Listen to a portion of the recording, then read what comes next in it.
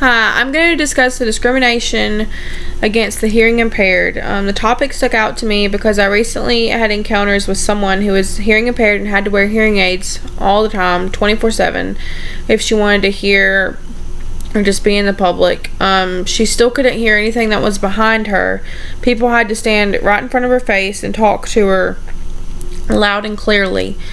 And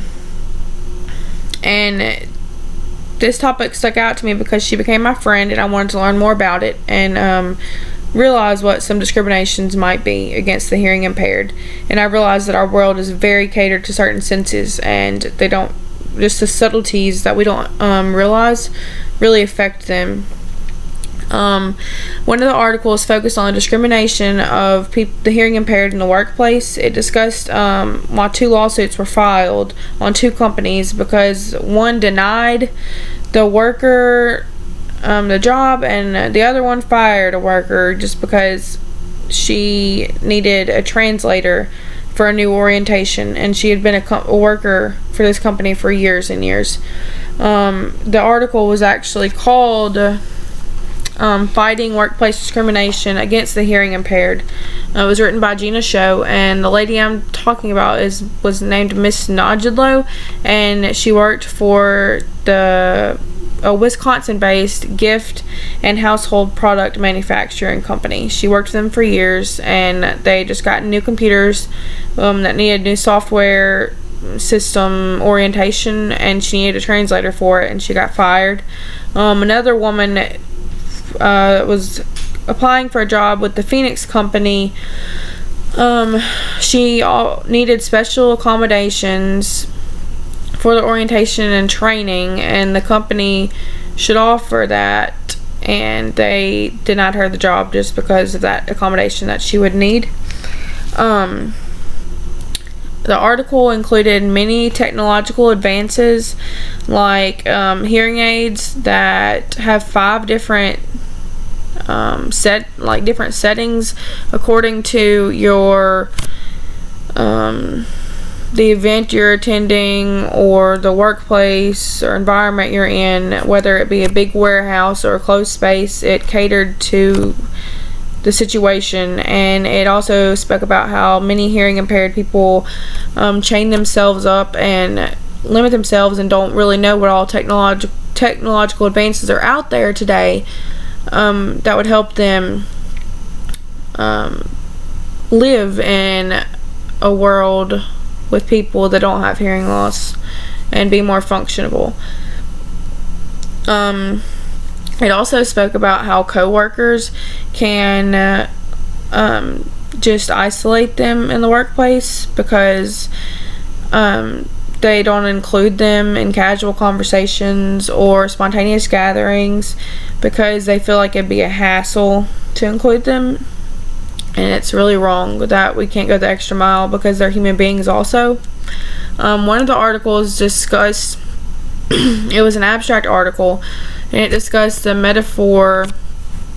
Well, it was just very abstract, but it has good ideas. It was talking about how a city would be a city of sound instead of a city of sight.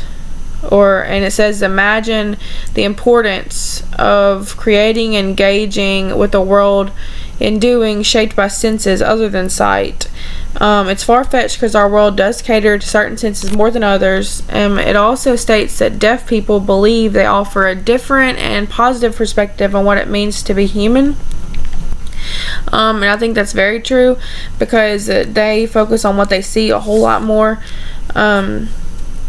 And it's a whole type of visual communicative system going on, and a visual lifestyle completely. I just can't imagine having one of my senses gone, but it's a totally different way of communicating, and they don't think they should be discriminated against just because it may take hearing people a little more patience to interact with them or give them accommodations they need in order to be successful employees and citizens. It shouldn't be a problem for them to be an active part of our society. We shouldn't isolate them. In this same article, it was called Reconsidering Sound in the City. A deaf person states how people without hearing loss put them on an island, leaving them to only communicate and interact with themselves.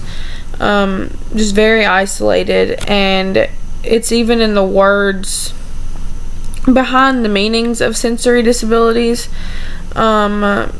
It says the word deaf is often used as a term for someone's unwillingness to listen, reason, or reflect to an argument. And we don't need to misuse these words, because that's very serious for someone that does have hearing issues. And one deaf person discussed how when alarms or loudspeaker goes off on a train, he can hear that it's on but cannot make out the message, so he has to rely on the people around him or tap on the person next to him's shoulder to ask what's going on, and he has to either read their lips or they have to write it down. Another woman says that after a long night of partying, people are phoning their taxis, like calling them for a ride home, and she can't text a taxi. So it's just little subtleties in the world that really isolate them, and I think we need to take the steps to slowly cater to the hearing impaired and involve them in our world.